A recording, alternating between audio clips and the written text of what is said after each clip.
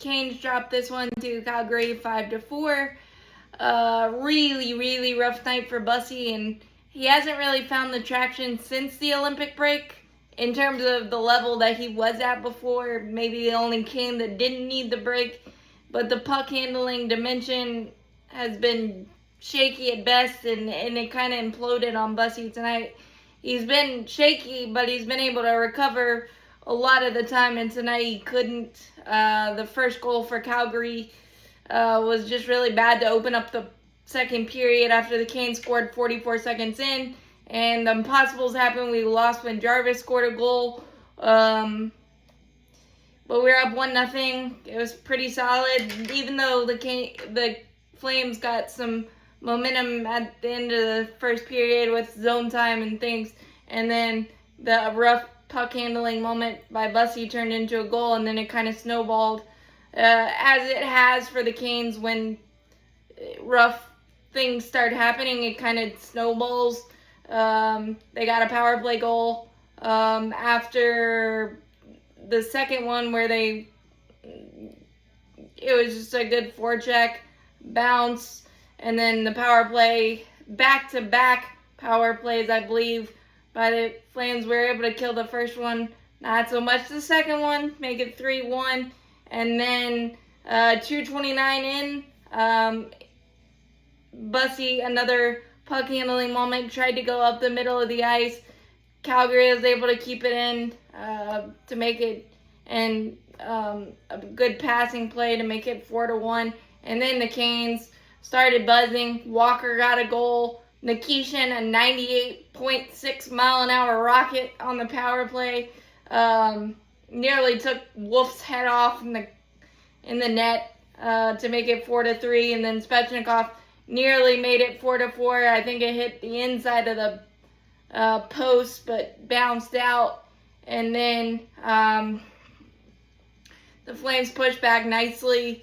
And then with 2:18 to go, Blake tried to get it deep on the half wall, and Ferrari beat, I believe it was Ferrari, beat or one-on-one against Bussi, and he couldn't stop that one. We kept fighting, 11.9 to go, extra attacker. Svechnikov was able to chip one in, and then a really sweet set play, but it got stuck on the wall. They were able to melt the time. It squeaked out to Nikishin, but just not enough time. So it was actually a pretty good play, but it didn't work out. And this one was really rough for Bussi, and usually when you have a rough element in your game, it kind of finds you and it kind of piles on, and that's what I felt like tonight was.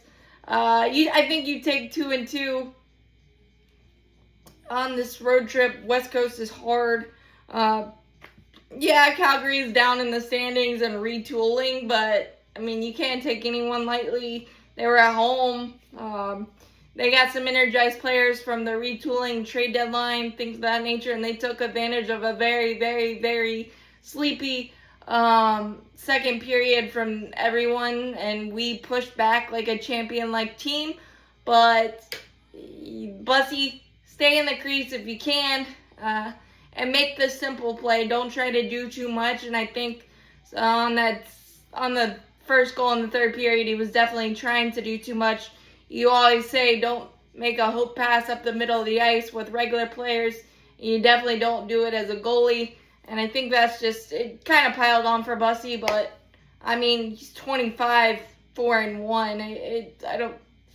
And a rough stretch was bound to happen. So I don't think that it's too much cause for alarm, and this was a lot of hockey and back-to-back against Edmonton, that type of team, offensive minded team, and then going to Calgary, it's a tough ask.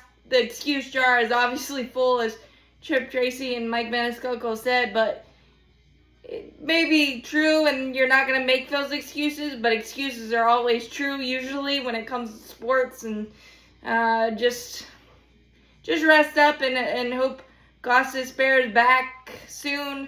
And you know what? Games like this happen, and you learn from them, and hopefully Bussi I know you learn best by doing, but hopefully you won't have to handle the puck as much going forward. But if he does, just make the simple play. Don't try to do too much. You got your team in front of you. Do it that way. But as always, let's go Canes.